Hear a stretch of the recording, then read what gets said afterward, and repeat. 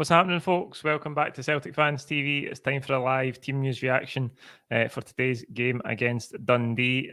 We've made 3 changes to the team that faced Jablonec and the Czech Republic on Thursday.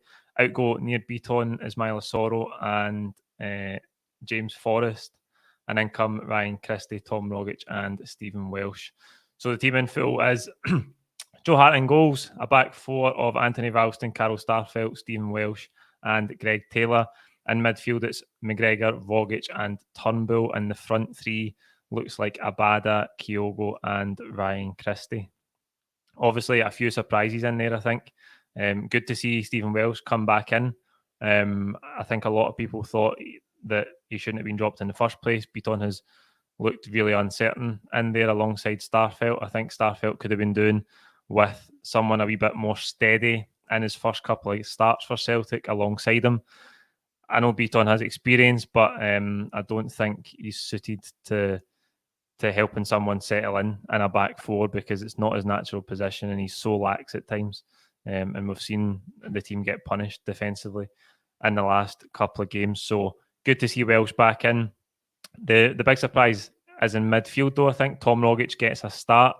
That means Callum McGregor will drop back and play in the deeper position that would usually be played by Soro. Now, I think that is a pretty attacking midfield 3. Obviously, as I say, McGregor will sit deep, but you've got Turnbull and Vogic completing the midfield, which seems to me very attack-minded. And what do we get defensively from Rogic and Turnbull? It's probably not a lot. Now, I know we're at home against Dundee, and hopefully we can just go and play our football today and attack for the word goal and back up some goals. But I think that's a very interesting midfield 3. Tom Rogic hasn't played a lot of football, so maybe Ange is just happy to get him in the team and try and get some minutes in his legs and get him really up to speed. Ryan Christie comes in after his goal off the bench during the week. Forrest drops to the bench. I think Forrest's game time's probably just being managed at the minute after spending so long injured last season. I think 2 games in the space of a few days. Probably isn't ideal for James Forrest at this stage of his journey back to full 100% fitness. He was good during the week, James Forrest, but I think Christie has played really, really well in most of the games that he's appeared in this season. And again, when he came off the bench, it looked like he gave us a little bit of a different dynamic on Thursday. So hoping for more of the same from him today. And Kyogo leads the line again. Odsonne Edouard's on the bench. Speculation again about Brighton, Southampton as well, linked with him in the last couple of days. I'm really, really hoping we can get this tied up and we can move Edouard on because it is dragging on now. I think the fact that Kyogo's come straight in, started back-to-back games, Edouard being on the bench means that he is on the way out the door. It's just a matter of getting the deal done. I think the sooner it can happen, we can move him on and reinvest. More importantly, reinvest any money that we get from Brighton or Southampton, whoever it may be, into the team, getting some players in. I know that today the defence, even with Welsh back in it, still looks like it needs reinforcements ASAP. We've been saying this for a while. But we've got positions to fill all over the pitch and we need depth, we need cover in numerous positions as well. So if Edouard does go, it's no doubt we're going to need to bring in at least 2 strikers, in my opinion. But good to see Kyogo start again. I was so happy with his performance the other night. I know he missed that one over the bar, but his movement was fantastic. He looks a constant threat. He's got that brilliant ability from our early sights of him of being elusive. I think that's really important for a goal scorer. As I say, his movement and off defenders, his touch and finish during the week were fantastic. Really, really looking forward to seeing him in a domestic game at Celtic Park. 24,500 in the stadium today. Thursday, we're going back to almost full capacity, but for a wee bit of the main stand, I think that's going to be closed off because the players still have to sit there. I don't think the players can all be bunched up on the bench. But this is the last, on the basis of that, this is the last live stream post-match that we'll do on Thursday. We will be going back to the content as normal, and I'm absolutely buzzing for it.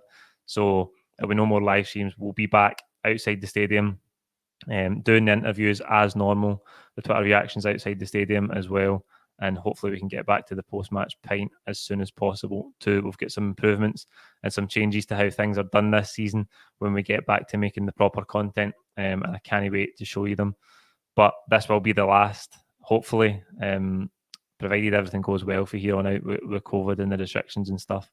I'm hoping this is the last live stream match day, because I can't wait to get back to doing things as normal and being there, watching the team live, as I'm sure most of you will be. I know there's 24,500 lucky people that have been picked out the ballot today, but I can't wait to get back to full stadiums.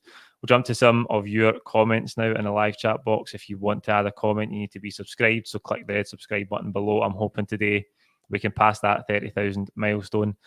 Kean's asking, is McGregor CDM? It looks like it.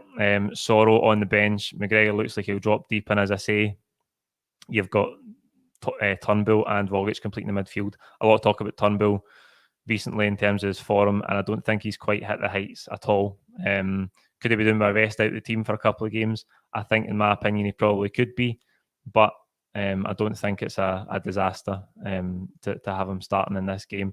It might just take a game like this at home with a big crowd there. David Turnbull hasn't really played in front of a big Celtic crowd since he arrived at the club, so maybe something like that can just give him a springboard, and he can get a good performance under his belt and really kickstart his season. What else have we got? Happy to see Welsh back in the team. As I said at the top, don't think he did too much wrong, Stephen Welsh. And I think it gives you more confidence being back there than near Beaton, which is strange given Beaton's the best part of 30-year-old and Stephen Welsh is so young. But I think he will help the defence today, as long as he can stay on his feet and be disciplined. The big thing today that I want to, obviously, with Rangers getting beat yesterday, no a fourth time, I think what I want to see today is obviously a few goals, but it's important that we keep a clean sheet at home to Dundee. We've got to start getting clean sheets together and sort of building the confidence in the goalkeeper and the defensive structure, although there's still going to be changes to it when we add players. But I want a few goals and hopefully a clean sheet.